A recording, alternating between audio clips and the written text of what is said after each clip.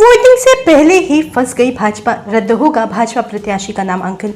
बिहार में 30 जुलाई को बांकीपुर सीट पर उपचुनाव होने हैं और इस चुनाव में त्रिकोणीय मुकाबला दिखाई दे रहा है। जन स्वराज प्रमुख प्रशांत किशोर खुद इस सीट से चुनावी मैदान में है। आरजेडी ने रेखा गुप्ता को मैदान में उतारा है और बीजेपी ने तो उम्मीदवार ही बदल लिया। पहले अभिषेक कुमार सिन्हा उर्फ बंटी ने अपना नामांकन वापस लिया, उसके बाद बीजेपी ने नीरज कुमार को टिकट दी, लेकिन अब उनकी उम्मीदवारी पर भी संकट के बादल मंडराते दिखाई दे रहे हैं। दरअसल बांकीपुर सीट के लिए बीजेपी ने नीरज कुमार पर दाव लगाया, जिनका नामांकन ही खारिज होने की कगार पर आ गया है। उनके नामांकन पत्र में गंभीर गलतियां मिली हैं। बता दें, सवाल तब उठने लगे जब इस हलफनामे में नीरज ने अपनी शैक्षणिक योग्यता की जानकारी में 10वीं के बाद सीधे ग्रेजुएशन की डिटेल दी। यानी बीजेपी उम्मीदवार ने हलफनामे में यह कहीं नहीं बताया कि उन्होंने अपनी 12वीं की पढ़ाई कब और कहां से की। ऐसे में उनकी शैक्षणिक योग्यता सवालों के घेरे में आ गई है।